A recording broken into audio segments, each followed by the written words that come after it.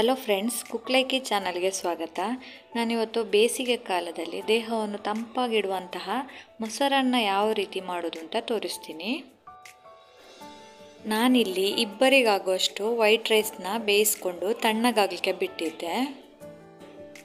ತಣ್ಣಗಾದ ಮೇಲೆ ಅದಕ್ಕೆ 1 ಕಪ್ ಮೊಸರನ್ನು ಸೇರಿಸ್ಕೊಳ್ತಾ ಇದ್ದೀನಿ.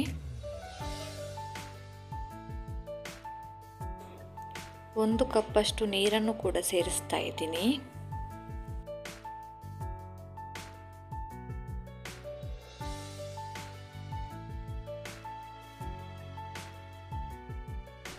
ನೀರು ನೋಡ್ಕೊಂಡು ಹಾಕೋಬೇಕು. ನೋಡಿ, ಇಷ್ಟ ಆದರೆ ಸಾಕು. ಅರ್ಧ ಸ್ಪೂನ್ ಉಪ್ಪನ್ನು ಹಾಕೊಳ್ತಾ ಇದ್ದೀನಿ. ಇದನ್ನು ಚೆನ್ನಾಗಿ ಮಿಕ್ಸ್ ಮಾಡಿಬಿಟ್ಟು ಒಗ್ಗರಣೆಗೆ ರೆಡಿ ಮಾಡ್ಕೊಳ್ತೀನಿ. ಸ್ಟವ್ ಆನ್ ಮಾಡಿ ಲೋ ಫ್ಲೇಮ್ನಲ್ಲಿಟ್ಟು ಒಂದು ಪ್ಯಾನ್ಗೆ 2 ಸ್ಪೂನ್ ಎಣ್ಣೆನ ಹಾಕೊಳ್ತಾ ಇದ್ದೀನಿ. ಎಣ್ಣೆ ಕಾದ್ಮೇಲೆ ಅರ್ಧ ಸ್ಪೂನ್ ಸಾಸಿವೆ ಹಾಗೆಯೇ ಅರ್ಧ ಸ್ಪೂನ್ ಜೀರಿಗೆನ ಹಾಕೊಳ್ತಾ ಇದ್ದೀನಿ. ಸಾಸಿವೆ ಸಿಡಿದ ಮೇಲೆ 1 ಸ್ಪೂನ್ ಕಡಲೆಬೇಳೆ ಹಾಗೆಯೇ 1 ಬ್ಯಾಡಗಿ ಮೆಣಸನ್ನು ಕಟ್ ಮಾಡಿಕೊಂಡು ಹಾಕೊಳ್ತಾ ಇದ್ದೀನಿ.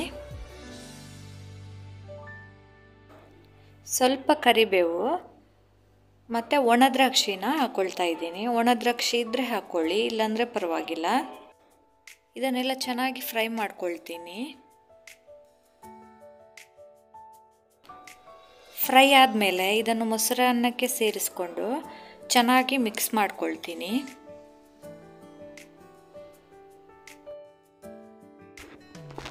ಈಗ ಮೊಸರನ್ನ ರೆಡಿಯಾಗಿದೆ.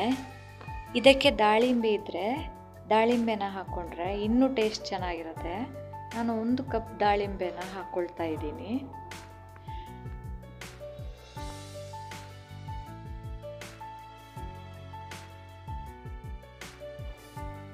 ಚೆನ್ನಾಗಿ ಮಿಕ್ಸ್ ಮಾಡ್ಕೊಳ್ತಾ ಇದ್ದೀನಿ.